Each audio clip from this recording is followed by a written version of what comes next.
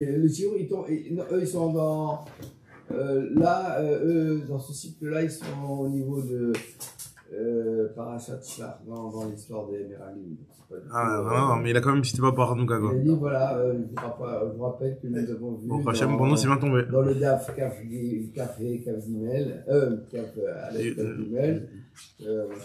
Il a fait, bon, Hachem. Donc, on en est, Masechet Sanhedrin, Daf Tedvav. Deuxième. Très belle aussi. Ici, on a vu hier que juste là, dans le dernier truc qu'on a vu, on a vu le Maser. L'évaluation par trois, dont un non-juif. Il dit, oh, vous savez qu'un non-juif, il peut témoigner. Parce que normalement, il n'est pas. Il n'est pas apte à témoigner, ouais. Comment il peut. C'est une estimation, ouais. Il dit, bah, parce que comme il y a quand même deux juifs dans l'affaire, et s'il y avait trois goïms. Ça va pas être bon. Ça va pas mal. Bon. Razak, magnifique. Voilà, bon, Hachem. Donc, le non-juif, il vote. Il donne un petit peu sa proposition de prix, quoi, sur le. Un problème, les expertises qui sont expertise. Alors là, maintenant, on va rentrer dans la Hekdesh cette fois-ci. Là, on avait vu pour le Maaser Sheni, etc. Là, pour la Hekdesh, on avait dit que c'était aussi Bishlosha. On a vu dans la Mishnah plusieurs types de Hekdeshot et plusieurs types de rachat du Hekdesh. Et à combien on a besoin de le racheter? On avait dit à 3, on avait parlé des karkaot, on avait dit à 10. On avait dit pour les hommes, c'était à 10 avec un coin parmi eux. On verra maintenant d'où on apprend ces choses-là. Alors, nous dit la Gemara, Hekdeshot Bishlosha. Le Hekdesh, on était 3 pour le racheter. Nous dit la Gemara, Matniti, notre Mishnah, qui nous dit que pour racheter le Hekdesh, il faut être 3 Dayanim. Ça va pas comme le Tana suivant. Pourquoi? Parce qu'il y a un Tana qui pense, que c'est le Tana de Rabbi Eliezer Ben Yaakov, il s'appelle. Il pense que même pour acheter un Tsinora chez l'Hekdesh. Tsinora chez l'Hekdesh, c'est les petites fourchettes ou les petits trucs avec lesquels on a rangé les nérotes non, avec lesquels on faisait de l'or, il dit Rashi. Avec lesquels les petites épingles comme ça, qui étaient en forme de fourchette apparemment, avec lesquels on tissait de l'or. Faire des trucs qui étaient comme des genres de tissu en or. Alors, ces choses-là, même ça, il faut 10 personnes pour les racheter. Alors que nous, on avait dit que pour racheter le Hekdesh, il fallait 3 personnes. D'accord? Donc, on voit que notre Mishnah ne va pas comme l'avis de Rabbi Eliezer Ben Yaakov. Rabbi Eliezer Ben Yaakov, il faut 10 Dayanim pour le racheter. Alors, Rafa, il te dit, d'où on apprend cette histoire du nombre de Dayanim qu'il faut pour acheter le Hekdesh? Parce que, à la limite, on se serait dit, pour acheter le Hekdesh, tu vas voir le Kohen, tu rachètes, c'est tout, pas besoin de Dayanim. D'où on sait qu'on a besoin, enfin, on n'a pas parlé de Dayanim forcément, de personnes. D'où on sait que tu as besoin de personnes pour le rachat du Hekdesh. Nous dit la Gemara, en réalité, il y a marqué 10 fois le mot Kohen dans la paracha du rachat du Hekdesh. Dans la paracha du rachat du Hekdesh, il y a 3 parachiotes qui parlent du Hekdesh. Il y a une paracha, alors si je me trompe pas, il y a une paracha qui parle du Erchin, une paracha qui parle, merci beaucoup. Il y a une paracha qui parle du Erchin, il y a une paracha dans laquelle il y a marqué 3 fois le mot Kohen. Il y a une paracha qui parle du rachat pas des karkaot, c'est quoi le deuxième? Le deuxième, c'est les behemoth. Il y a marqué aussi 3 fois le mot Kohen. Et le troisième, c'est les karkaot, sur lequel il y a marqué 4 fois le mot Kohen. Donc, en tout, 3, 4, il y a marqué 10 fois le mot Kohen. Razak Hacher, on passe le bonjour Hacher, en direct de Yerushalayim, Irabira, Irakodesh. Alors, en tout cas, nous dit la Gemara, d'après Rabbi Eliezer Ben Yaakov qui dit qu'il faut 10 Dayanim, je comprends l'histoire. Il y a marqué que dans les parachiotes de Hekdesh, il y a marqué en tout 10 fois le mot Kohen. Donc je dis qu'il faut 10 personnes, ok. Le mot Kohen, on va dire que c'est les personnes qui étaient présentes au moment du rachat, les Kohanim normalement. Donc 10 personnes, pas forcément Kohen, on verra après ce qu'il faut forcément combien de Kohanim, etc. Mais en tout cas, je comprends qu'il faut 10 personnes d'après Rabbi Eliezer Ben Yaakov. Mais d'après notre Mishnah qui dit qu'il faut 3 personnes, d'où on le sait. Alors, nous dit la Gemara Marley, Rav Papa Aldé, Abayebish, la Malé Rabbi Eliezer Ben Yaakov d'Amar qui Shmuel. Il pense comme Shmuel, Rabbi Eliezer Ben Yaakov d'Amar, Shmuel. Asara Kohanim Ketuvim Ba Paracha. Il y a marqué 10 fois le mot Kohen dans la Paracha. Donc, d'où le fait de devoir, qu'il faille 10 personnes pour acheter. Et là, les Rabbanan. Shlosha Amenaleu, d'où il apprend les 3 Dayanim. Vechite m'a dit Tiveu, Shlosha Karkao, Shlosha. Si, on va me dire, c'est parce qu'il y a marqué 3 fois le mot Kohen dans la Paracha de Erchin. Erchin, c'est quand on offrait sa valeur, etc. Il fallait, Chazak? Yo? Ouais, ça va? Bon, prochain. Tout va bien. Ça va fouiller. Bon, prochain. En tout cas, si tu me dis que il y a marqué 3 fois le mot Kohen, donc c'est pour ça qu'il faut 3 personnes pour le rachat. Dans les karkaot, là-bas, il y a marqué Dirtiv Beu Arba, où il y a marqué 4 fois le mot Kohen. Donc tu aurais dû me dire, si tu suis cette logique-là, le nombre de Kohen, c'est le nombre de personnes qu'il faut. Donc dans les karkaot, il en aurait fallu 4. Pourquoi dans les karkaot, tu me dis qu'il en faut 10? Chizge Berba, ça aurait dû suffire 4. Ah, si tu veux me dire que, effectivement, d'après Rabbanan, ça suffirait 4, c'est faux. On a vu dans la Mishnah qu'il en faut 10. Vechitema chinami, ala matnan nakarkaot tisha avec Cohen. Il faut 9 plus un Cohen. Jagmara elamai, de meshalme bewasara. Qu'est-ce que tu vas me dire que la logique des karkaot, tu sais pourquoi il faut 10 personnes pour le rachat du Ekdesh? C'est parce que quand tu comptes les parachiotes, 3 dans Erchin, 3 dans BMA et 4 dans Karkaot, dans Karkaot, en comptant celui du départ, on arrive à 10. Donc Karkaot, on va se compléter par rapport à celui du départ. Donc tu vas compter les 6 de départ, plus 4, ça fait 10. Alors dans ce cas-là, dans ce cas-là, le Ekdesh de BMA, dans ce cas-là, les Ekdeshot normales, qui sont la deuxième parachiote, qui a Erchim, Ekdesh et Karkaot. Donc normalement, tu aurais dû en devoir 6. Si tu me dis la logique, si on compte le nombre de Kohanim qui sont cités depuis le début de l'histoire. Donc, tu me dis dans les Karkaot depuis le début de l'histoire, Erchin, Ekdesh, Karkaot, il y en a 10. Donc, tu aurais dû me dire Ekdeshim. Normalement, il en faut 6. 3 et 3. Alors, on sait qu'il en faut que 3. Dans ce cas-là, Vechitema, Chinami, Alamatnan, Karkaot, Tish, avec Kohen, et la maille, Demeshalme, Beu Asara, Ekdeshot, Demeshalme, Beu Shita, Liba et Shita. Dans les Ekdeshot, où finalement, t'arrives à 6 fois le mot Cohen, tu devrais avoir 6 personnes, l'agma dit Kashia.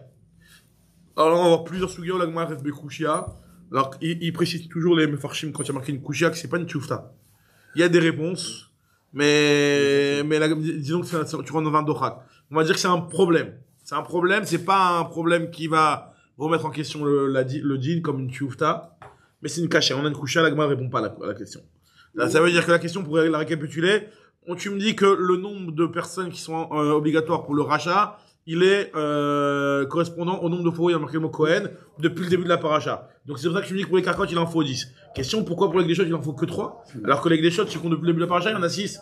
Les 3 premiers qui sont marqués dans Erchin et les 3 premiers qui sont dans le Ekdesh. Et ici, on rajoute pas de dire il faut pas Bedou Chakoul et on fait du coup on est. Alors, pour les 10, parce que c'est pas du din ici.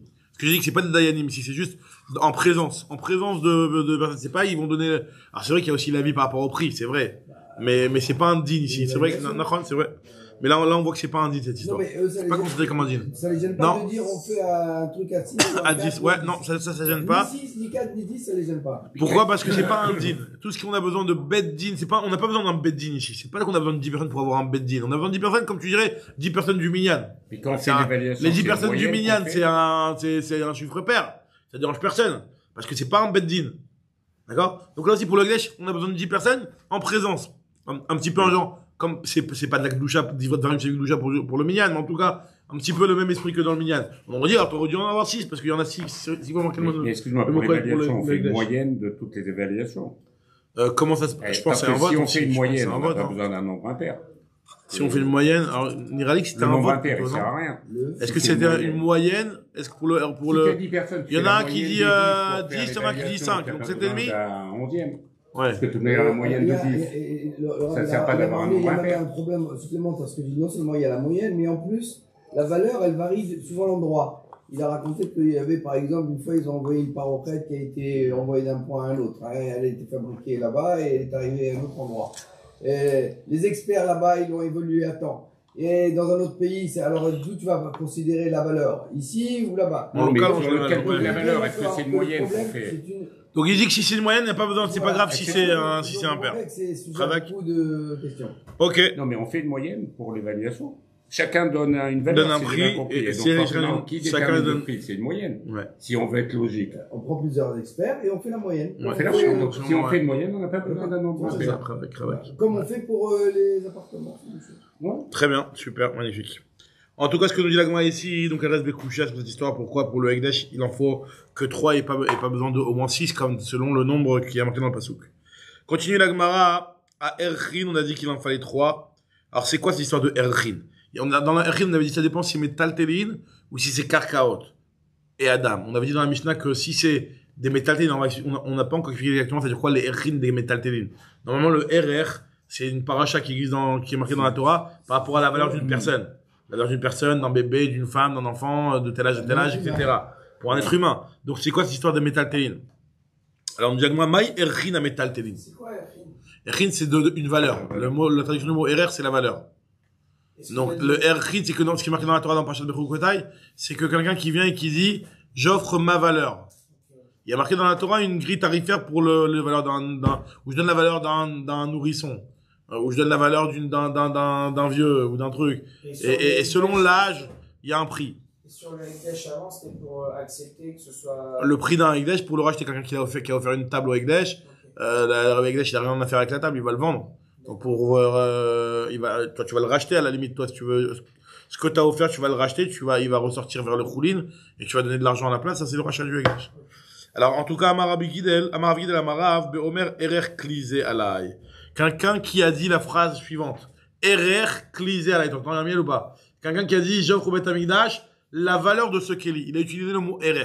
Alors, il faut savoir que pour le mot valeur, dans le Ekdesh d'objet, le terme approprié, c'est pas Erer. Erer, c'est un truc qui est approprié seulement pour les hommes. Comme je dis, ce qui est marqué dans la paracha, c'est le mot Dmé.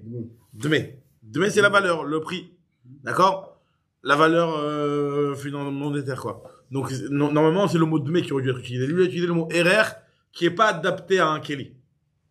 Donc, quelqu'un qui a dit une phrase qui, entre guillemets, veut presque rien dire, puisqu'il a dit Erer Kélisé Alay.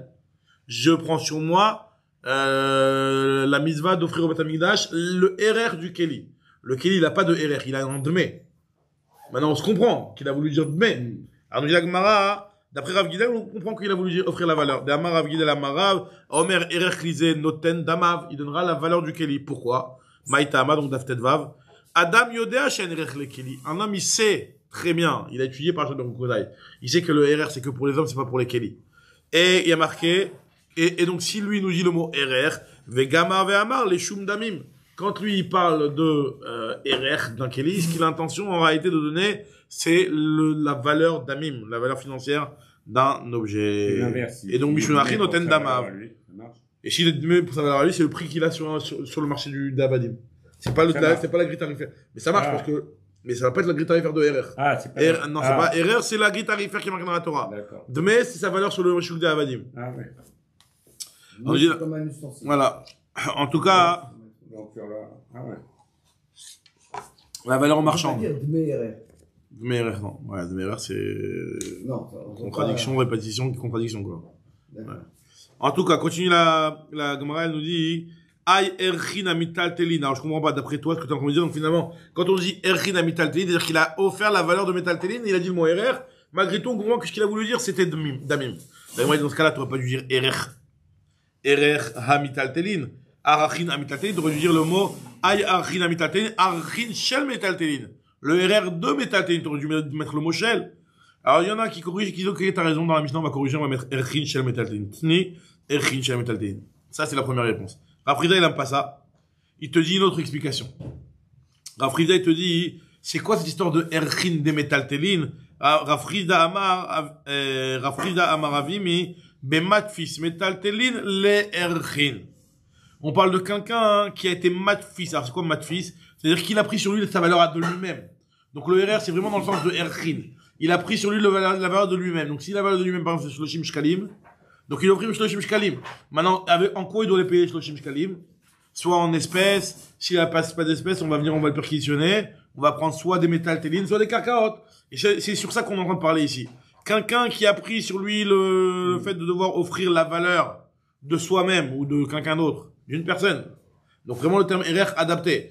Il a pris sur lui le fait de devoir offrir le RR de quelqu'un au Bet Amikdash ou de lui-même. Dans ce cas-là, s'il est matfis métaltéline, c'est-à-dire que si jamais on va saisir des métaltélines pour payer, il faudra 3 dayanim. Par contre, si on va saisir des carcaotes, il faudra, combien de dayanim? Il en faudra 10 et un Kohen parmi eux. Mais matfis métaltéline, l'erchin. Ayerchin, alors la dit dans ce cas-là, le terme aussi, il est pas parfaitement compréhensible. Erchin, à métaltéline shel erchin. Dans ce cas, tu aurais dû dire les métaltélines qui sont données pour les erchin. Alors, la Gemara qui est corrigée, enseigne comme ça. Tenez métaltéline shel erchin. Bon, correction, un petit dochak, il n'y a pas de problème. Maintenant, Rabbi Abaou, lui, il vient, il te donne un troisième pirouche. Il te dit, Rabbi Abaou Omar, Beomer erki alay. Alors, Mechila. Super. Donc là, Rabbi Abaou, il dit pratiquement la même chose que Rafriza. Mais il dit encore une fois, on parle d'un cas d'une personne qui a dit, j'offre ma valeur. Et là, c'est le Kohen qui vient pour, encaisser. Dans le premier cas de Rafriza, c'était lui-même qui disait que voilà, que ces métaltélines-là, je les offre pour payer la valeur que j'ai promis au Beth Amikdash. Moi, j'ai promis ma valeur au Beth Amikdash, j'avais ma valeur, donc ces métaltélines-là, ils sont pour le paiement de ma valeur. Là, combien de dayanim? On te dit que c'est des métaltélines, 3 personnes. Ok. Ça, c'est le pirouge de la Frisa. Rabbi Abaou, il te dit que c'est presque la même chose. Quelqu'un qui va faire sa propre valeur. Maintenant, on vient le saisir, et quand on vient le saisir, on n'a pas quoi saisir, on saisit des métaltélines. Dans ce cas-là, il faudra 3 dayanim, et 3 dayanim, et si on veut saisir des carcottes, il faudra 10 dayanim. Enfin, 10 personnes, quoi. C'est la même chose. C'est exactement la même chose, sauf que là, c'est la saisie, l'autre, c'est l'autre qui vient lui-même de manière spontanée, de dire que ça va être ça qui va être mon RR. C'est-à-dire que le Cohen, il vient, c'est exactement réclamé. En soi, c'est le même cas, pratiquement. D'accord. C'est exactement. Alors, nous, Yagma, Rabbi Abaou, il te dit, Beomer Erkialai, Ba Cohen, Ligvot, Menu, Metaltelin. Si le Cohen, il vient pour encaisser des Metaltelin, alors il doit venir avec 3 personnes. S'il veut encaisser des Karkaot, il vient avec 10 personnes. Amale Ravacham, Izifili Ravina. Alors, je comprends bien cette histoire de devoir 10 personnes quand tu veux sortir du Ekdesh. Bish la mal à Pouké, mais Ekdesh. Bainan Shlosha.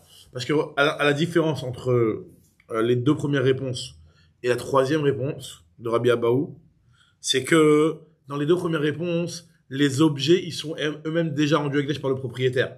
Soit le propriétaire a dit, voilà, ça va être cet objet-là qui va être pour payer la valeur que j'ai promis d'offrir, donc il a rendu Ekdesh.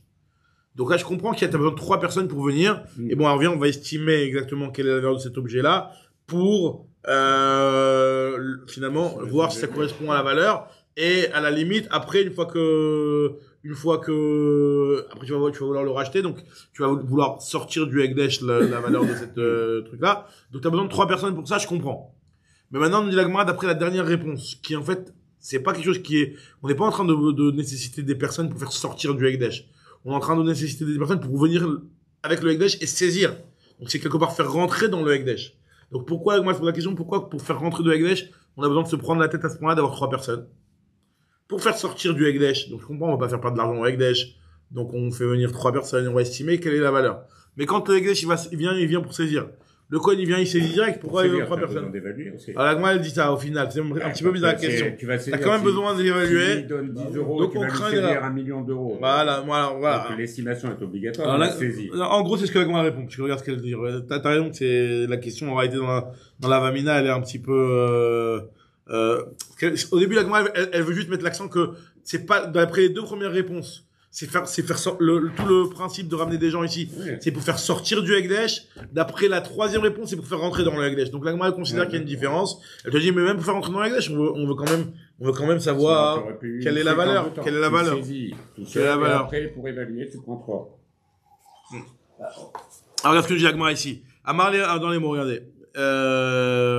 Amar les Ravacham Midifti Ravina Bish la Malé Apouké Megdesh. Je comprends bien d'après les 2 premières réponses que tu devais faire sortir du Ekdesh, t'as besoin de 3 personnes. Mais pour faire rentrer dans l'Ekdesh, pourquoi t'as besoin de 3 personnes chez le Mali? Il lui a dit non, c'est la logique, c'est la même chose. Mali le Youlé, Mali Apouké. Quelle différence faire rentrer dans l'Ekdesh ou faire sortir du Ekdesh? T'as besoin d'avoir une valeur.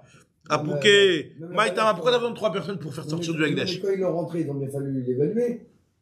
Donc quand je vais venir les faire sortir, je vais prendre la valeur d'évaluation de l'entrée, non? Après, ça peut changer avec le temps. Non, c'est lui-même. Ouais, parce que c'est quoi l'histoire? Dans le cas de faire sortir, on a dit, il n'y a pas de problème à faire rentrer.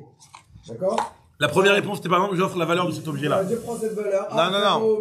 Je me suis trompé, on va dire. Non, mais il y a 3 réponses. Première réponse, on va prendre la première réponse déjà. Première réponse, c'est quelqu'un qui offre la valeur d'un Kelly. On avait dit qu'il n'existe pas, mais lui, il a dit la valeur d'un Kelly. Bon. Donc là, il n'y a pas de valeur, on ne sait pas ce qui est rentré. Donc, on a besoin de 3 personnes pour savoir quelle valeur. C'est lui qui offre. C'est lui qui offre. Voilà. Donc, après, donc lui, il offre. Donc là, on a besoin de 3e pour juste, il n'y a pas d'entrée, on ne sait pas combien c'est rentré. Justement, on veut faire sortir lui, il a rendu ça avec Ekdesh. Il a dit, voilà, j'offre la valeur, tu veux faire sortir de l'argent du Ekdesh. Combien pour faire sortir de l'argent du Ekdesh? Voilà, il faut 3 personnes, ça on comprend. Pareil aussi, 2e pirouge, c'était le pirouge de Rafrizda. C'était de dire que le type, il dit, voilà, moi, j'offre ma valeur, j'offre ces kilim là pour payer pour ma valeur. Donc, déjà, donc, non, il n'y a pas encore de, justement, ça va être là l'évaluation. C'est lui qui dit, voilà, ce qu'il là, il va être pour payer mon RR. Il rend Ekdesh ce qu'il est là pour payer son RR. Donc son RR, on le connaît, forcément. Ça, oui, mais le Kelly, on ne sait pas combien il vaut. Donc, justement, c'est ça qu'on est en train d'estimer. Surévaluer son Kelly? Ou sous-évaluer? C'est ça, les 3 personnes, ils vont venir, ils vont venir voir ça. Faut que le Kelly vaille 100. C'est ça que, les 3 personnes, ils vont venir pour ça. Les 3 personnes, ils vont venir pour ça. Comment on pourrait dire non? Les 3 personnes, ils vont venir justement pour ça. Et le 3e pirouche, c'est que les Kelim, ils sont pas du tout Ekdesh. C'est les Kohanim qui viennent chez le monsieur. Il dit, voilà, monsieur, t'as promis ta valeur. Donc, saisis, on voit, allez, il y a un objet. Allez, on le prend. Bah, faut bien l'évaluer. Alors voilà, parce que la réponse d'Agma, elle te dit que ça aussi, il faut l'évaluer. Maïtama, Dilma, Tae, la réponse, pourquoi on a besoin de 3 personnes? Tout le temps, c'est de peur qu'ils vont se tromper. Pareil aussi, pour le faire rentrer dans la Gdèche, Nami, Ioulé Nami, Dilma, Tae, peut-être qu'ils vont se tromper. Tu évalues. Le premier pirouge, c'était de dire que la personne, elle a offert la valeur d'un objet, le RR d'un objet. Normalement, ça n'existe pas le RR d'un objet, mais on dit que le Khidouche, c'est de dire que quand il dit RR de Malais, c'est ouais, il a mal parlé, c'est mal exprimé, mais en fait, il y a Dme Kli, c'est pas RR Kli. Le deuxième, lui, il a donné sa valeur, il a donné sa valeur par l'intermédiaire d'équilibre. Et donc, on doit avoir l'équivalent des shloshim ou des je sais pas combien par rapport à ces équilibres-là. Et le troisième, c'est qu'il a offert sa valeur, il n'a pas du tout parlé d'équilibre. Il n'a pas payé, le coin, il voit que ça tarde, il vient ici pour saisir. Voilà. Et donc là, il va venir faire rentrer dans le domaine du Egdesh des métaltines ou des carcaotes. Très bien. Alors, de toute façon, c'est que la valeur, quoi. Ouais. Même ces trucs-là, après, on transfère. C'est la même chose, la valeur 30 shloshim, ouais. Alors, en tout cas, tout le temps, quand on après le rachète, après l'objet, il sort les roulines, ouais, il est roulines, l'objet. En fait, il y a de la boucha qui vient sur l'objet en vente. Bah oui, parce que quand le coin, il va venir le saisir, bah, l'objet, il va venir dans le domaine du Egdesh, il est Shayach au Egdesh, donc il est Egdesh, l'objet. Quand le Cohen, t'as pas le droit d'utiliser, Yamal, etc., badaï. Ça appartient au Egdesh. Ce coin, il vient, il saisit, tout ce que le coin, il saisit, c'est du Egdesh. Alors, Rabbi Yehuda Mechila, Rabbi Yehuda Omer. J'en suis, ouais, Tête Vav, Amdalef, ici. Alors, en tout cas, ce que nous dit la Gemara, on a vu Rabbi Yehuda Omer. Rabbi Yehuda, il nous dit que, il faut 9 plus 1 Kohen. On a vu dans la Mishnah que pour les carcaotes, il faut 9 plus 1 Kohen. Ça veut dire 10 personnes, mais parmi les 10 personnes, il y a un Kohen. Alors, quand tu dis, biche, là, on va les rapporter à Abaye, pour venir faire l'estimation du Egdesh, la saisie, d'après chaque pirouge selon ce qu'on a vu, quoi. Soit une pirouge du saisie, soit ce qui est dans le premier pirouge, il a voulu offrir ça, quoi. En tout cas, Marley Rav Papa, les Abaye, biche, la Marley Rabbi Yehuda, Aïnou Yursif Cohen. Je comprends bien d'après Rabbi Yehuda que tu me dis qu'il y a besoin d'un Cohen dans l'histoire. C'est pour ça qu'il y a marqué Cohen. Mais, d'après,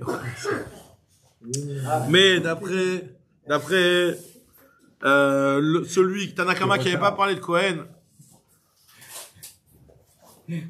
C'est sur le Metsora, le passage, ça, Hein?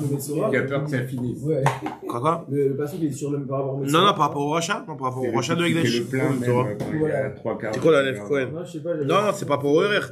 Im markou merkecha ve'emidol ifna Cohen ve'irich oto a Cohen alpi asher tasig yad anoder yarichenu a Cohen. Tout le monde Cohen. Renvoie le Cohen en bas. Donc très bien, on dit d'après Rabbi Yehuda qui me dit qu'il faut qu'il y ait un Cohen, je comprends qu'il y a marqué un Cohen. Mais d'après Rabbanan qui eux ils te disent 10 personnes sans Cohen. Pas besoin de Cohen forcément. Pourquoi il y a marqué le Cohen? L'Agma elle te dit Kashia. Encore une des fois où il y a marqué Kouchia. Dans la souillon, on va voir plusieurs fois où l'Agma RSB Kouchia. Le Cohen, il a un rôle particulier parmi les 10. Le Cohen quoi? Il a un rôle particulier parmi les 10. Non, présence d'un Cohen. Présence d'un Cohen dans l'histoire. Comme c'est lié au Egdesh, présence d'un Cohen. Alors on dit Agma, et là les Rabbanan, Cohen la Maléou, Kashia. L'Agma l'a vu coucher cette histoire. Karkaot, Tisha, ve Cohen. On avait dit que pour les carcaots, il faut 9 et un Cohen. On dit Agma, Menan Emile. D'où on sait qu'il faut 9 personnes et un Cohen. Donc là, on a déjà dit, les 10 fois où il y a marqué le mot Cohen, dans les parachiotes de Egdesh. On avait dit qu'il y avait 3 parachiotes là-bas qui suivaient, RR, Erchin, Egdesh, Metaltelin, et Karkaot. Egdesh BMA et Karkaot. Donc dans Erchin, il y a marqué 3 fois, dans Bechukotai. Dans Erchin, il y a marqué, 3 fois le mot Cohen. Dans Egdesh, Metaltin, Behemoth, il y a marqué là-bas 3 fois le mot Egdesh. Et dans Karkaot, il y a marqué 4 fois. Donc 3, 4, ça fait 10. Alors ce que nous dit Agma ici. C'est-à-dire qu'il faut 10 Cohen. Alors voilà, alors justement, non, l'Agma te voit Khadak. Il y a un avis comme ça. Il y a un avis, alors regarde ce que nous dit Agma. Khadak, exactement. L'Agma, tout de suite, Agma, elle rentre dans cette problématique-là. À Menan Emila Marshmuel, il y a marqué 10 fois le mot Cohen dans la paracha. Il y a marqué 10 fois le mot Cohen dans la paracha. Il y en a un pour nous dire qu'il faut un Cohen. Et tous les autres, c'est des miout achar miout. Ve'en miout achar miout, et là les rabot. À chaque fois qu'il y a marqué le mot Cohen, c'est pour nous dire qu'il faut qu'un Cohen. Il faut qu'un Cohen. Il faut un Cohen. Il faut un Cohen. Un Cohen n'est pas un Israël. Un Cohen n'est pas un Israël. Un Cohen n'est pas un Israël. Donc c'est des mioutim qui viennent après déjà le premier qui est déjà un miout. Donc en miout achar miout, et là les rabot. Donc ils viennent te dire que, alors justement, que c'est des non-Kohanim. 9 non-Kohanim, un Cohen et 9 non-Kohanim. Non, si tu dis c'est des miout. Normalement, miout. Donc le premier, il est Cohen. Cohen, mais pas Israël. Donc c'est un miout. Cohen, mais pas Israël. Après, on te dit encore un autre Cohen. Cohen, mais pas Israël. Donc c'est un miout, un miout, ça veut dire oui, Israël. Après, Cohen, mais pas Israël. Encore un miout. Oui, Israël. Donc finalement, la Gemara te dit au final 9 Israël et un Cohen. D'accord? Maintenant, la Gemara te dit, dans ce cas-là, pourquoi tu me dis pas C'est une règle. Ça, c'est une règle de Enmut, Achamut, El Arabot, ça, c'est une règle. Maintenant, la Gemara te dit, pourquoi tu me dis pas 1 sur 2? 1 sur 2. Tu remets à 0 les compteurs. Alors, on nous dit la Gemara, donc tu aurais dû 5 Cohen et 5 Cohen et 5 Israël. On nous dit la Gemara, et là, les rabots, a fait tête Israël, Vechat Cohen, c'est bon. Matkif le Ravuna, Berid Ravnatan, Ema, Chamisha Kohanim, Chamisha Israélim. Tu aurais dû dire 5-5. On nous dit la Gemara, Kacher. Encore une troisième couche avec la Gemara sur cette histoire. Ici, il dit dans le commentaire qu'il n'y a pas besoin d'être un père, parce que les décisions, elles doivent être unanimement la même. Unanimement, dans ce cas-là? Et pas moyenne, pas parce qu'il a dit Bernard. Tout Even explique, la décision des 10 évaluateurs doit être unanime. Et s'il n'est pas unanime, ça veut dire comment on fait? Ah bah, je sais pas, ouais. Non, mais c'est marrant parce que c'est. Non, mais je pense que unanime, ça veut dire la moyenne, peut-être, non? Il n'existe aucune raison d'exiger un nombre impair. Non, mais tant qu'ils sont pas tous tombés d'accord, ben, apparemment. Non, c'est la moyenne. Donc, on va se mettre. Sur la moyenne, c'est ça. On peut pas avoir. Évidemment, ils sont d'accord sur quoi? Pas sur la Bon, pas. Tout le monde ne va pas donner le même avis. Non, mais de toute façon, c'est pas. On s'en fout du valeur. Il faut que ça vale le bonhomme. Alors, ça dépend. Après, on joue l'objet ou le bonhomme, pas, ouais. Non, mais même, t'as raison. Même si faut que ça vaille le bonhomme, faut savoir que l'objet, il vaut 10, par exemple. Il a parlé de 3 vases. Faut savoir que est-ce que les 3 vases ils vont arriver au Shloshim, donc combien vaut chaque vase. Donc il peut avoir envie quoi, tout le monde soit d'accord combien vaut chaque vase. Après, je veux dire, c'est oui, non, quoi. C'est vrai, c'est binaire la décision. Non, ça vaut pas. Non, mais tu peux pas. Non, combien vous proposez, c'est-à-dire, quel prix vous donnez sur cet objet-là? Alors, nous dit Agmara. Donc, en réalité, faut qu'à la fin, quand ils vont venir un petit peu faire leur sac, faut qu'ils arrivent tous, chacun a donné son prix, et puis après, bon, vous êtes d'accord que toi t'as dit 10, moi j'ai dit 20, et lui il a dit 30, donc ça fait qu'on arrive à une moyenne de 19, 22 trucs. D'accord sur l'évaluation. Ils doivent se mettre d'accord après de dire tout le monde la même chose, apparemment. Ok, super, ça va. En tout cas, ce que nous dit Agmara continue l'histoire maintenant. Adam. On avait dit que pour le Ekdesh d'un homme, est-ce qu'un homme il peut être Ekdesh? Un homme il peut être Ekdesh? Il peut pas être un Ekdesh d'un homme. Agmara dit Adam, Kayotse, pour un homme, pour le rachat d'un homme, c'est la même chose. La même chose qu'il faut 9 et pas mieux un Kohen. Agmara dit Adam, il Kadosh, qu'un homme il peut être Ekdesh, un homme il peut être Kodesh. Ama Babaou, on parle d'un cas où le type il a dit j'offre ma valeur. Pas son erreur, il offre sa valeur. Son dmé. Bomer Dami Alay. Ma valeur, je le prends sur moi de l'offrir au Tamigdash. Qu'est-ce qu'il doit offrir? Comment il doit s'estimer? Comme je vous ai dit, c'est le prix d'un Eved dans le chouk. Des Tanya, Omer Dami Alay, Shaminoto Keved Anim Karbashuk. Ve Eved, il cache les carcaotes. Vu qu'on va l'estimer comme un Eved, et qu'on sait que dans la Torah, les Avadim et les carcaotes, ils sont marqués l'un côté de l'autre. Donc c'est pour ça que, de la même manière que pour les carcaotes, on sait qu'il faut 10 personnes. Pareil pour l'homme, qui doit être estimé comme un Eved, il va aussi valoir, il faut aussi 10 personnes. Attends, mais comment on fait la différence? Maintenant, la Sugia des... C'est pas Erkin quand il a dit Ikonim, c'est pas... Non, il a dit Dmé, il a pas dit RR. S'il a dit RR, il a dit RR. Il a dit Dmé. Alors, nous dit Agmara, Baï Rabbi Abin. Rabbi Abin pose une question. Seara Omed Ligazez. Un juif, ça vaut pas cher sur le marché. Sur le marché. Le marché des chouk? Ouais, bah ouais. Ah ouais. Il est pas cher parce qu'entre tous les droits qu'il a, il vit avec sa famille. Le Shabbat et les trucs. Le Shabbat, et il a le droit de tout profiter. Il vaut moins cher qu'un... Mais on l'estime sur le marché des esclaves goïs. Oui, mais combien lui il aurait valu? Mais combien lui il aurait valu sur un, si par exemple il est un gringalet? Bah, il est gringalet, on va voir sa valeur lui sur le marché goï. Mais, ouais. Alors, continue la Gemara, Rabbi Abin, il se pose une question comme ça. Il dit quelqu'un qui a des cheveux qui sont sur le point d'être coupés. Se'ar Aomed Ligzoz. Combien de personnes il faut pour estimer? Le type, il a, alors, c'est quoi par exemple? Le type, il a dit, j'offre sur moi la valeur de mes cheveux. D'accord? Et il veut racheter la valeur. Alors, qu'est-ce qu'on fait avec les cheveux? Il dit Rachi tout de suite qu'avec les cheveux, on pouvait faire des tamis, dit Rachi. Aussi, misère Adam n'a pas, Kilkeli, Chabak, j'avais des ustensiles qui étaient à base de cheveux. Ne demande pas exactement quoi, des tamis, il te dit, je sais pas comment il dit des tamis, des ceintures et des chabak, c'est des, je sais pas, des selles, des trucs comme ça. Des selles, c'est quoi? Des bandeaux. Des bandeaux, ok. Genre Gartel. Voilà, donc ça, il faisait ça avec des cheveux. Donc lui, alors comment on va estimer ça? On a besoin de 10 personnes, on a besoin, si tu me dis que c'est l'homme, il est encore attaché à l'homme, mais il sait qu'il doit aller chez le coiffeur. Il a déjà pris rendez-vous chez le coiffeur. Donc c'est Omed Ligzoz. Mais pour l'instant, c'est encore sur l'homme. Est-ce qu'il faut 10 personnes parce qu'ils sont encore attachés à l'homme? On va lui estimer le prix de ses cheveux, voilà, qualité supérieure, rêche, cheveux abîmés, tu sais, cheveux soyeux, cheveux, hein, longueur aussi, ouais. Non, je comprends pas la question parce qu'on a dit déjà Kélim aussi c'est 10, il faut 10. Non, Kélim on a dit 3. Kélim 3. Alors, nous dit Agmara, hein, c'est que, est-ce que c'est comme si c'était déjà précoupé, et donc c'est 3 personnes, ou alors c'est Mechoubar et il faut 10 personnes. Alors, Agmara apporte une preuve. Il y a marqué que quelqu'un qui rend Ekdesh son Eved. Il y a marqué qu'on n'est pas Moël sur le Eved. Maintenant, Rashbag lui te dit on est Moël au moins sur les Seharot. Parce que c'est vrai que le Eved, ok, on n'est pas Moël parce que le Eved c'est comme du Karka. Il n'y a pas de Meïla dans les Karkaot. Mais par contre, les Seharot du Eved, ça il y a la Meïla. Alors, moi, on parle de quel Seharot? Si on parle de Seharot qui sont pas faits sur le point d'être coupés, bah, c'est le Eved. D'accord? Ou alors, si tu parles des Seharot qui sont sur le point d'être coupés, on voit que les Seharot qui sont sur le point d'être coupés, ils sont considérés comme étant déjà prédécoupés, il y a de la Meïla dessus. La Gemara ne considère pas qu'on parle de Seharot qui sont déjà coupés. On va voir tout de suite pourquoi. Mais là, c'est quand on transfère le Ekdesh. Et donc, finalement, Meïla, c'est voilà, celui qui a profité de ça, il doit payer offrir un corban, etc. C'est un issue de profiter de ça. Amakdish et Avdo, en Moalimbo, Rajbag, il te dit, on est Moalim Besséaro. Et Kaimalan, d'abord, on parle de quoi? Besséaro, men l'ixos pligué.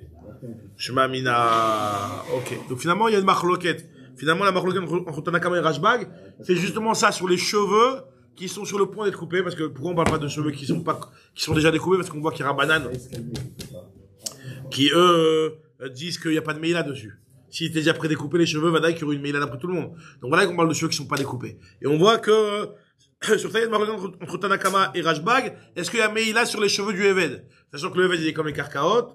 Alors, de quels cheveux on parle? On parle de cheveux qui sont sur le point d'être coupés. Ok.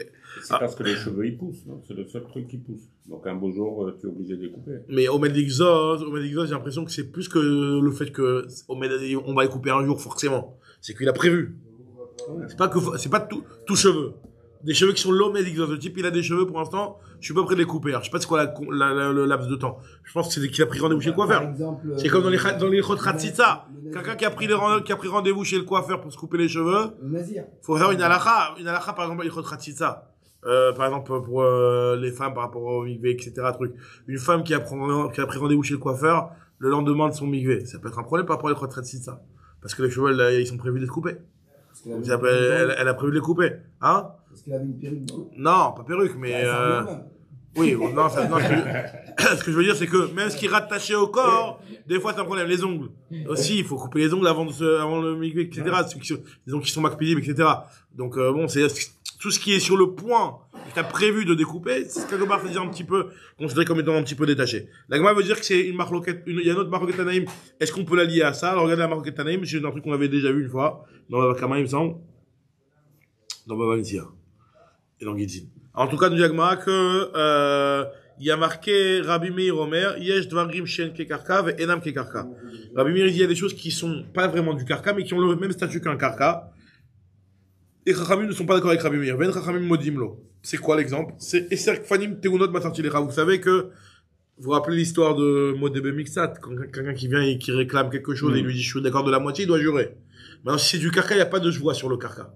Maintenant, quelqu'un lui dit voilà, moi je t'ai laissé, je t'ai transmis, je t'ai demandé de me garder ou de trucs, un verger ou comment on appelle ça? Un vignoble avec 10 vignes remplies, chargées de raisins. D'accord? Et l'autre dit non, pas du tout, tu m'en as donné. Et c'est vrai qu'il fallait me teunot ma sorti lecha. Valomer ena, mais la chamesh, non, il n'y en avait que 5. Donc là, il y a modebe miktsat. Il est d'accord que sur une partie de ce que l'autre lui réclame. Normalement, la halakha, c'est qu'on doit jurer. Maintenant, le problème, c'est que c'est des raisins, c'est rattaché. Les raisins, là, c'est quoi, alors, sur quoi porte leur discussion? Sur les raisins qui étaient rattachés à la vigne. Et ça, c'est rattaché au sol, c'est comme du karka. Donc, si c'est du karka. Ici, moi, j'ai compris que, en fait, il lui a donné 10 vignes, parce que les vignes, elles sont là. Mais il y en avait 5 qui avaient déjà été coupées, forcément. C'est ça que ça veut dire, non? Qui ont déjà été coupées, parce que sinon. C'est exactement ça. Le problème, il est par rapport à ce qui est sur la vigne. Oui, mais il y en avait les grappes de raisin qui sont là. C'est ça la discussion entre les deux. L'autre, il dit, moi, je t'en ai donné 10. L'autre, il dit, non, j'ai 5. C'est ça, l'autre, lui en réclame 10. Et l'autre, il dit, non, moi, je m'en ai passé que 5. Non, mais le nombre de pieds, il est. Non, le nombre de pieds, ils sont là, il est devant là, ouais, on le voit, ça, y a pas de discussion sur ça. C'est est-ce que c'est chargé ou c'était pas chargé? Voilà, moi, il dit, moi, je t'ai passé 10 vignes et ils étaient chargés. Donc, là, maintenant, qui sont vides, tu me les payes. Alors, je dis, tu sais quoi, c'est vrai que parmi les 10 que tu m'as passé, il y en avait 5 qui étaient chargés, donc 5 je vais te les payer. Mais 5, non, 5 ils étaient vides d'emblée.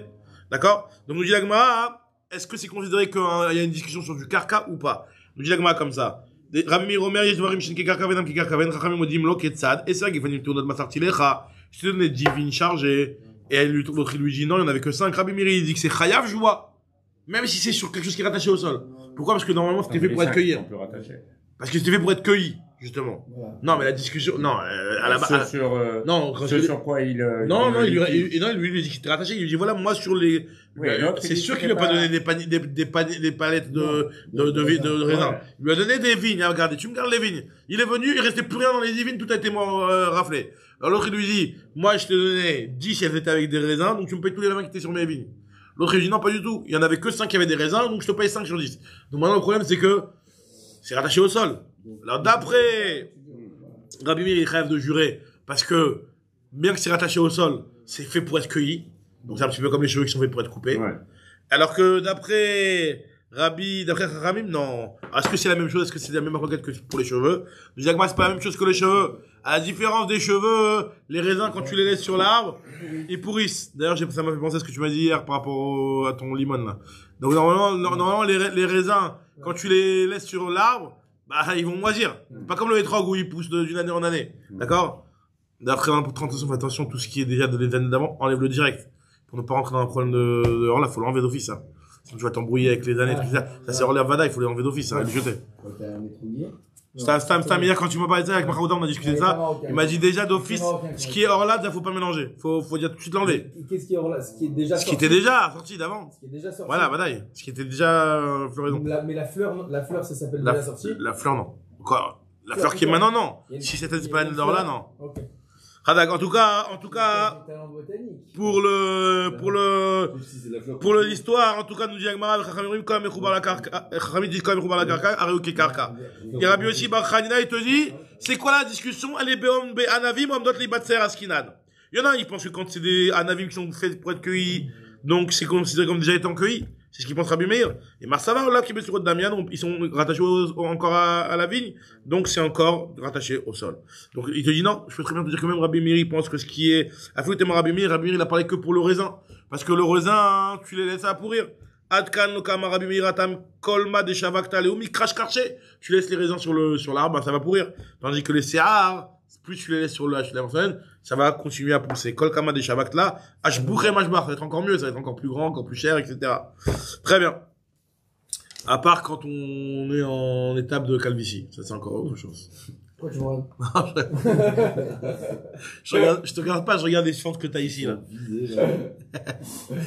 Alors, en tout cas. Attends, quoi, les cheveux, c'est bien ou pas? Les cheveux, c'est. Non, donc les cheveux, c'est possible que même Rabbi Meir qui a dit que le raisin, Rabbi Meir qui a dit que le raisin c'est considéré comme étant détaché du sol, mais les cheveux c'est possible que même s'il est sur le point, il a pris rendez-vous chez Jean-Louis, eh ben c'est considéré comme étant encore rattaché, parce que ça va continuer. Donc finalement ça serait 10 d'après ça, ouais exactement. Très bien. Donc là, la Gemara elle dit que la deuxième marloquette sur les raisins, c'est pas la même marloquette. On a une marloquette sur les cheveux, mais c'est pas la même marloquette sur l'histoire du raisin. On peut très bien dire que c'est indépendant l'un de l'autre. On continue encore un petit peu. Nous dit la Gemara, il fallait 23 dayanim. Alors après on a parlé de celui qui s'est fait, on a parlé de la femme qui a été avec une BMA et de l'homme qui a été avec une BMA. D'accord? Dans les deux cas, on avait dit qu'il fallait pour la BMA qui est condamnée à mort, il fallait aussi 23 dayanim. Alors, on m'a dit l'histoire de la femme qui a été avec une BMA, c'est marqué dans la Torah Mefourash. Maintenant, l'histoire d'un homme qui était avec une BMA, dont on sait qu'il y a le Chiyuv Mita pour la BMA aussi. Qui s'entend bien entendu que c'est Assour, que c'est Rav Karet, ça c'est, maintenant, le Chiyuv Mita de la BMA où c'est marqué. Je dis à Gemara, Kapasi Vetane, Lo Shena Rovea Zachar, Velo Shena Rovea Nekeva. Tu m'as parlé aussi bien, Rovea Zachar, donc c'est le Zachar, qui a été avec, une femme, que Rovea Nekeva. Non, Rovea Nekeva, c'est celui qui a été avec une femme, et Rovea Zachar, c'est l'homme qui a été avec une BMA. D'accord? Donc, nous dit Agmara, on a parlé des deux cas. Tu m'as pas fait de différence. Alors, le cas de la femme qui a été avec une BMA, c'est marqué dans la Torah. Bishlama Roverne qui va dire, Tivearak, Taïcha, tu vas tuer la femme. Mais ta BMA, tu vas tuer aussi la BMA. Donc, je comprends qu'il y a marqué, il faut 23 pour la BMA aussi. Et la Rover Zachar, Menalad. Si tu veux me dire, Steve, Kola Shokravim BMA, il y a marqué tout celui qui va avec une BMA, Kola Shokravim BMA, Motumat. Il y a marqué Motumat pour l'homme. Il n'y a pas marqué que Motumat la BMA. On dit Imeno Inyan les Shochev. On dit si tu veux me dire qu'en fait finalement c'est pas nécessaire pour celui qui a été avec la BMA parce que lui il est Chayav Mita, on le sait de par ailleurs, comme c'était marqué pour la BMA, pour le Adam Abba la BMA, il y a un autre passage qui dit que Asheriten et Shechovto, un autre passage qui nous dit Asheriten et Shechovto dans Asheriten et Shechovto BMA, Mochumat Veta BMA Tarogu. C'est déjà marqué une fois de par ailleurs. Donc, nous dit la Gemara, donc, Neuinyan, la Nishkav. C'est pas, si c'est pas celui qui était Shokrev, celui qui était Nishkav. C'est-à-dire la BMA. Mechila. Celui qui a été un Zachar, qui a été avec une BMA, mais une BMA qui a été avec le Zachar comme si c'était une Nekeva, quoi, si vous voulez. Ok? Donc, une BMA Zachar qui a été avec un homme Zachar. D'accord? Donc, donc dans ce cas-là, והאבקה רחמנה בלשון שוכב, להקושי נשכב לשוכב. מה שוכב הוא בהמתו ב-23, אף נשכב הוא בהמתו ב-23. De la même manière que dans le cas où c'est lui qui a été avec la BMA, alors dans ce cas-là c'est 23. Pareil, si c'est la BMA qui était avec lui, alors ce sera aussi 23 pour tuer la BMA, ça revient au même. Maintenant après je sais pas comment je vais faire cette suga là avec les gosses dans quelques jours. Pourquoi tu dis pas que la BMA elle est Karkaolam? Pourquoi tu dis pas que la BMA elle est Karkaolam? Karkaolam c'est dans les hommes, dans les femmes qu'on dit c'est pas la même chose. Je vais pas dire une BMA, Karkaolam. Elle a rien demandé, la bête. La Mishnah pose la question. La Mishnah pose la question, plus loin on verra. La Mishnah a rien demandé, la Mishnah elle dit parce que on va dire que c'est cette BMA qui fait la Vera, etc. Et c'est une bouche. La Mishnah pose la question. En tout cas, nous dit la Gemara, Shor Aniskal Besrim Ushloja. Le Shor Aniskal, on doit 23 Dayanim aussi pour le tuer. La Gemara dit, il y a marqué dans la Torah, Shor Isakel Vegam Be'alav Yumat. Iskal, c'est celui qui est pas contrôlable, là? Non, Isakel, c'est celui qui a tué un homme. Celui qui a tué un homme, on doit le lapider. Le Moad, t'as vu, c'est un Shor Moad qui est, alors, on dit la Gemara que le fait qu'il y a marqué, tu tueras le Shor et aussi l'homme. Normalement, l'homme, tu vas pas le tuer. C'est pour te dire que de la même manière que l'homme, on le tue 23 Dayanim, pareil aussi la BMA. Qui mitata Be'alim, car mitata Shor. Amala Abaye les Rava. Mimai de ay vegam balav yumat le kemitat be'alim car mitat ashorudata. Qui te dit que ce pastouk là il est nécessaire pour ça? C'est bon. C'est mon travail. Je suis payé pour. Nous dit la Gemara que Mimai qui te dit qu'il est nécessaire pour ça ce pastouk là vegam balav yumat le kemitat be'alim car mitat ashor. Peut-être qu'il est nécessaire pour une autre dracha. Ema le katla ou deata pour nous dire que finalement le bonhomme, celui qui a son short qui a tué un homme, peut-être que lui il est Chayav Mita. Peut-être que lui il est Chayav Mita lui-même. Imken Yarwa, non, c'est pas possible. La Torah aurait dû dire Be'ama Isakel, Vegam Be'alav. Tu lapides là, la Be'ama, et aussi son propriétaire. Pourquoi marquer Yumat? Yumat, c'est juste pour nous dire que en réalité, on apprend que de la même manière que l'homme il a 23 Dayanim pour le tuer, pareil la Be'ama il faut 23 Dayanim pour lui faire ce qu'il a. Vegam Be'alav Elishtok. Maintenant, c'est pas possible. Si on avait écrit Vegam Be'alav, on aurait dit que l'homme il chav skila. Ikatav Ramana Achi Ava Amina Beskila. La dit c'est pas possible de dire que lui, qu'il est Beskila, alors qu'on sait très bien que, quelqu'un qui a tué un homme dans la Torah, il est chav Renek. Donc, si jamais sa BMA l'a tué, c'est pas possible qu'il va être chav skila. Skila qui est une mita qui est plus grave que Renek. Donc, nous dit la Gemara, Ikatav Ramana Achi Ava Amina Beskila. La Gemara dit Beskila, Katal Kalader, Katal Iyu, Mechila, encore une fois. C'est pas, non, Mechila. Stam Mita. Non, voilà, attends. Non, il y a rien à faire. Normalement, de partout, il y a marqué le mot Mita dans la Torah. Stam, Chayav Mita, c'est Chenek. D'accord? Maintenant, un homme qui a tué, c'est pas Chenek Mechila, c'est Saïf.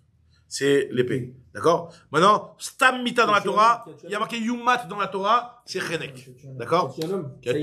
Saïf. Un homme qui a tué un homme, c'est Saïf. Maintenant, nous dit la Gemara, décapitation. Donc finalement, nous dit la Gemara on verra exactement c'est quoi les décapitations, on va l'apprendre dans Sanhedrin Bezrat Hashem. En tout cas, nous dit la Gemara que quelqu'un qui a sa BMA qui a tué, il y a marqué Abema Isakel, Vegam Be'alav Yumat. La Gemara dit quoi Be'alav Yumat? La Gemara dit quoi cette histoire de Be'alav Yumat? Hop là, Mechila. Comme il est juste dit Yumad, c'est. Donc le Yumad, le mot Yumad, c'est Chenek. C'est Chenek. Stam Mita, c'est Chenek. Donc dit la Gemara, vu que c'est Chenek, donc normalement, tu n'as pas pu dire Gam Be'alav, parce que si tu dis Achor Yisakel ve Gam Be'alav, tu dis Gam Be'alav Yisakel. Donc peut-être qu'on a besoin de dire Yumad pour te dire que c'est Chenek. La Gemara dit, mais c'est pas possible. Un homme, lui, qui tue un autre homme, c'est Saïf. Et une BMA d'un homme qui tue un homme, alors lui, tu vas lui mettre au bonhomme, tu vas lui mettre Chenek. Alors ça va donc c'est pas logique. Alors, Khadak, normalement, ça devrait être moins. C'est moins grave. Je dis la Gemara, biche lama, si tu me dis que Chenek, c'est moins grave. C'est moins grave, donc je peux comprendre que si tu lui-même, il est Saïf, si c'est BMA qui tue, il est Chenek. C'est moins grave. Mais si tu me dis, à un avis, on verra plus tard, que Chenek c'est plus grave que Saïf, alors là, dans ce cas-là, je comprends pas pourquoi tu me dis que, comment c'est possible que la BMA qui tue, il est Chayav Chenek, et lui qui tue, il est Chayav Saïf. Ouais. C'est pas possible de dire que quand sa BMA le tue, c'est plus grave. Je dis avec moi, Iou, BMA Biskila, Katal Iou, mais Saïf, si lui-même qui tue, c'est Saïf, et Mamono qui tue, il est Chayav Skila, mais il dit, il est Kadar Ramana Yamoud, la coulée, allez, la Poukemi Saïf, la Chenek. C'est pas lui, c'est sa bête. Oui. Justement, c'est pour ça. La dit peut-être que le mot, justement, c'est pour nous dire que c'est plus calme, et qu'il va voir Chenek. Alors, la dit, ça dépend est-ce que Chenek c'est plus grave que Saïf ou pas? Ani Khalemadama, Chenek Khamour. D'après ceux qui disent que Chenek c'est plus Khamour. Ouais. Donc, que Saïf. Donc, d'après ça, effectivement, là, je peux dire que la Torah est venue nous dire, il n'y a pas ce qu'il a, il n'y a que Chenek. Mais d'après Elalemandamar, Chenek kill. D'après ceux qui disent que Chenek, c'est plus calme. Donc, nous diagma, c'est plus calme que Saïf. Nous diagmara, Maïka le Memar. Qu'est-ce qu'on pourrait dire dans ce cas-là? Pourquoi il est venu ce pasouk-là? Nous diagma, en fait, finalement, c'est sûr que quand la Torah te dit, Ben Adam, Balav Yumat, c'est pas pour nous dire, l'homme, tu peux pas le tuer. L'homme, Badak, quand sa béma, elle a tué quelqu'un, hein, lui, tu vas pas le tuer. Quand on dit Balav Yumat, c'est pour dire qu'il doit payer le kofer. Alors, diagma, ici, dirtiv, im kofer ushatalav. Isal kadadar bachtalaou, vactive l'otikrou kofer nefesh rotseach. Si, ben, l'homme, tu le tues, c'est très bien qu'on peut pas prendre de l'argent à quelqu'un qu'on va tuer. Tu peux pas prendre un rachat pour la personne qui a tué. Donc, si tu me dis que cette personne-là, elle est condamnée à la mort, donc tu ne devrais pas pouvoir prendre de kofer. Si la Torah te dit que quand sa BMA l'a tué, il y a le kofer à payer, c'est forcément que lui, tu vas pas le tuer.